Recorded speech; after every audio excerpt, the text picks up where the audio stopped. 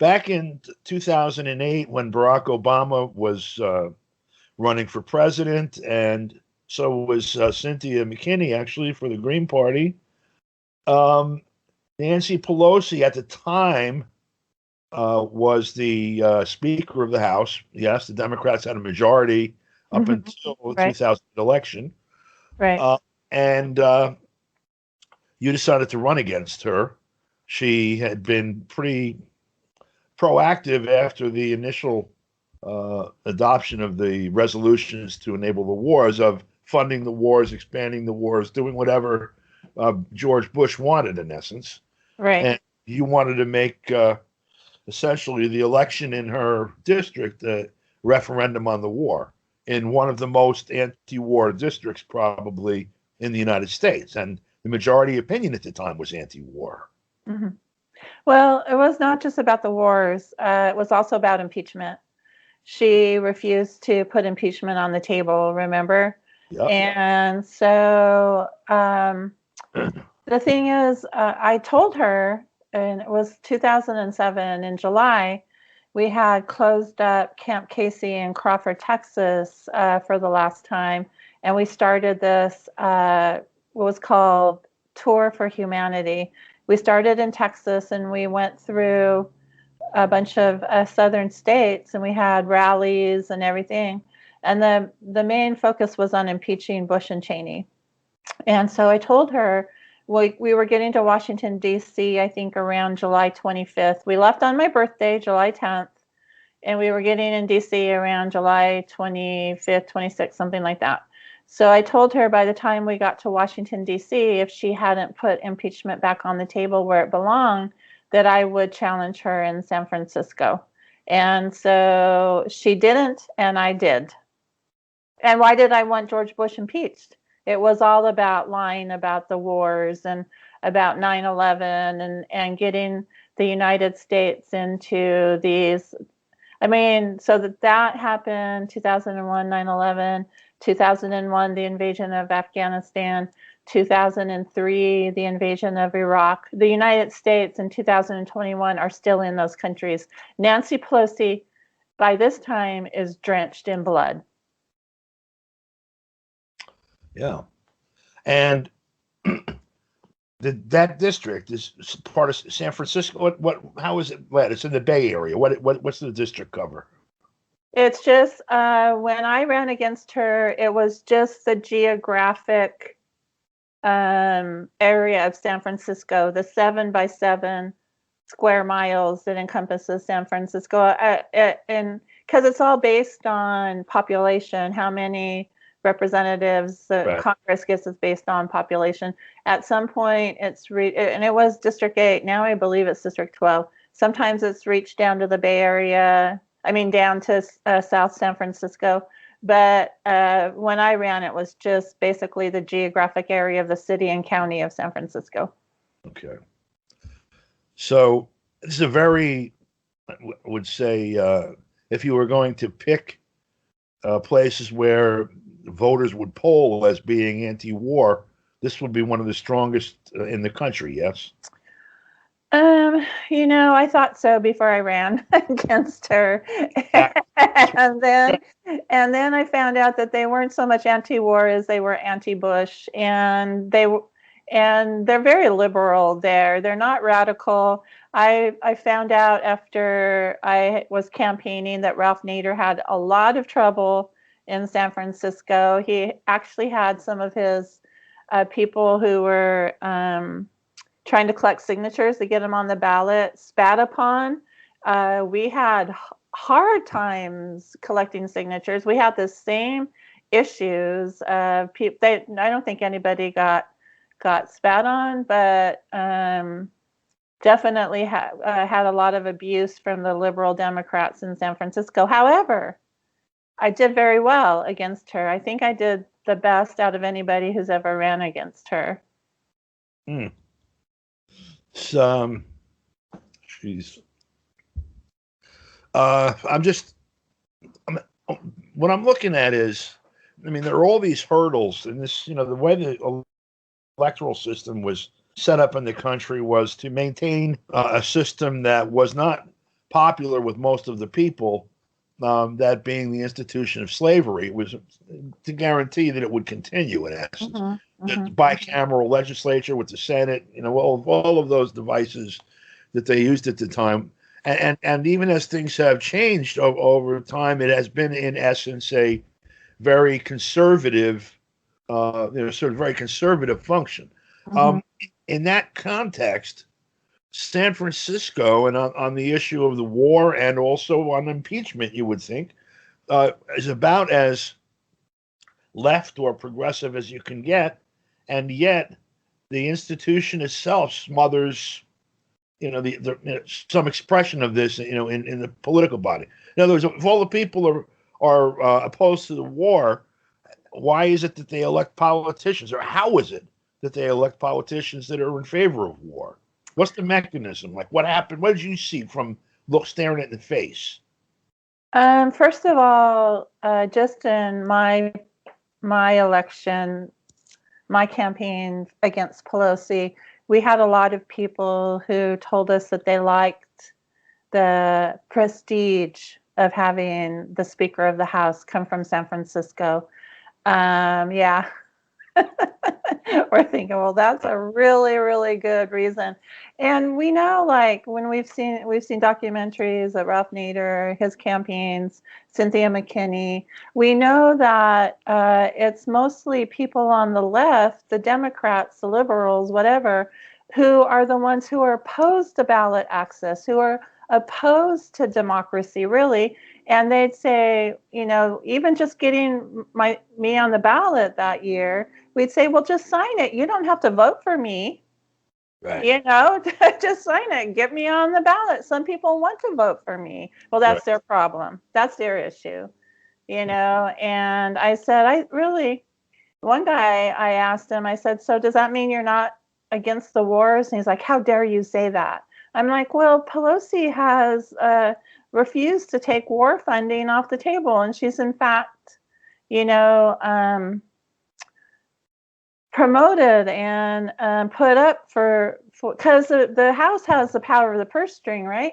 She's put all these war funding bills up, and they never, the first one, they were supposed to have accountability, right? There was never any accountability from the Oval Office on these wars, because the Congress gave up their powers of declaring war. And so that they have this, like, well, at least we want like reports or accountability or whatever, which was complete BS. And so that was back in 2008. So we've had 2012 presidential election, 2016 presidential election, 2020 presidential election, and in both candidates, Democrat and Republican, in all of these elections, except for 2016, when Trump ran as a Republican, they have been all pro-war. They've been all voted for the wars, voted for war funding. And I think when you vote for war funding, you're saying, yes, we agree with this war, And so then the people, so these are the candidates, but now, if I can just like bring this to today, a couple days ago, as we are recording this, the new president, Biden, he dropped 7 500-ton bombs on Syria. And so now all of these liberal peace activists, and I'm just going to go straight up say, you don't have to put in the documentary, Medea Benjamin's Code Pink's Medea Benjamin, she encouraged people to vote for Biden, saying that he's going to bring normalcy back to the United States, which to me is a really shallow and idiotic analysis of the United States. What is normal? He did. When he bombed Syria, he brought normalcy back to the United States, right? Because that's what the friggin' United States does. So that's what she voted for, and that's what people are voting for. They're voting for more bombs. Yeah. Yeah, so it's saying, like, well, you voted for this person, and you encourage other people to vote for this person, you don't get to like say, oh my God, now he's bombing in other countries, send us money. Yeah. That was their So fundraising letter yesterday. Yeah. Amazing. That part's amazing. Yeah. I mean, it's saying, to go back to normalcy for, if they let, what's his name out of prison, out in LA, Charles Manson, and let him out so he could come back from the dead, wherever the hell he is, and let him out. So things can get back to normal. He can do his normal thing and start, bewitching people to murder people Right. or whatever. It's Right. normalcy is for the imperial hegemon that has the largest body count of any nation state in the history of the world. Right. That normalcy is exactly not the direction you want to go in. Well, Charles Manson is an apt analogy because he led a death cult, and the United States is a death cult. Yep. It's just a matter of scale. Murder Inc. So, so what they want is a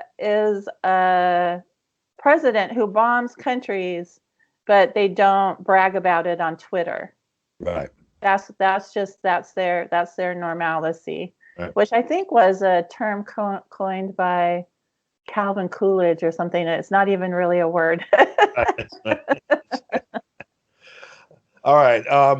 Last question. What lesson would you say you have drawn from your experience as a candidate about the electoral system?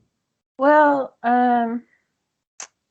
I wrote a book called "I Left My Marbles in San Francisco: The Scandal of Federal Electoral Politics," and what I ran as in California, we call it decline to state. We don't call it independent, so I was unaffiliated with any party.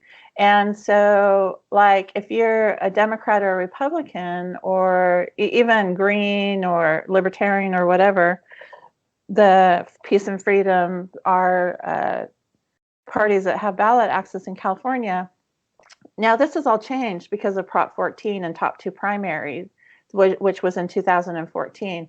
But in 2008, when I ran, you had to get a certain percentage. So if I had chosen to run as a Green or as Peace and Freedom, I would never, at that point, there was like no chance I was running as a Democrat at all. I had already left the party. But I would have had to get a certain percentage of everybody who voted in the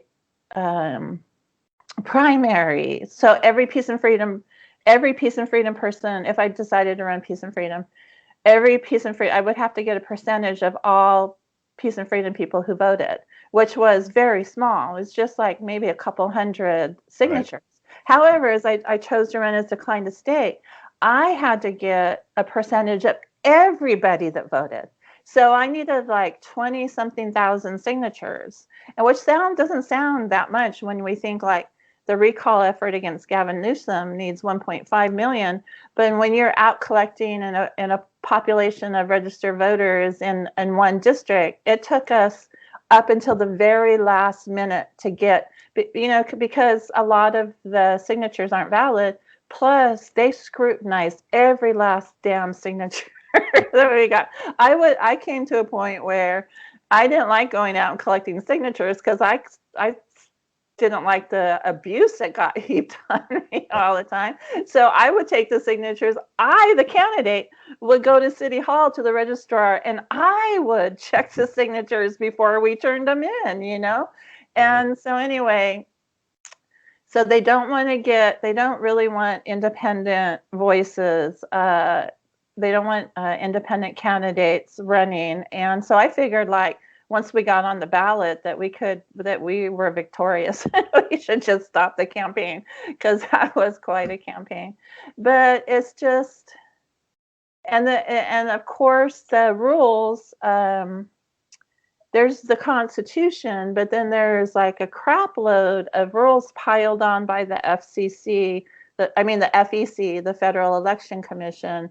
They are, as Jill Stein is finding out recently, They are so strict. They're almost worse than the IRS on if you don't, your reports don't have every sentence with the dot all and every T crossed, you're going to get fined and stuff like that. So it just, and then of course there's the differences of the candidates aren't required to debate. Nancy Pelosi would not debate me. Right. And so I think there should be some regulation, that there should be an open debate so voters can have a better chance. And then, of course, there's Nancy Pelosi was Speaker of the dang House. She got all this free publicity, and she published a book. Right. And so she got all kinds of free publicity for the book she published. And then, of course, the media favored her. And so it's not just like the rules and regulations, but it's the institutions that are going to keep the corrupt duopoly in office. It's almost like when you run against anybody who's an incumbent, it's almost like, how dare you? They would say, I'd get from the media, what qualifications do you have to run for federal office, to run for Congress? Well, I'm 35. Right. Right. I'm over 35 and I'm a citizen of the United States. You don't even have to be born here. You don't even have to reside in the district that you're running in. I said, I meet both qualifications. Like, what qualifications did Pelosi have except for money and connection to power, connection to the dude that died before her, that she was very close to. So anyway, it's just like, and to me, a true democracy is more choices and more voices. To them, the people who are going around the world killing innocent people to spread democracy, their perception is just one voice. Because we know, as Ralph Nader has said, between the Democrats and the Republicans, there's not a dime's worth of difference. Yep, that's right. All right, great. Thank you.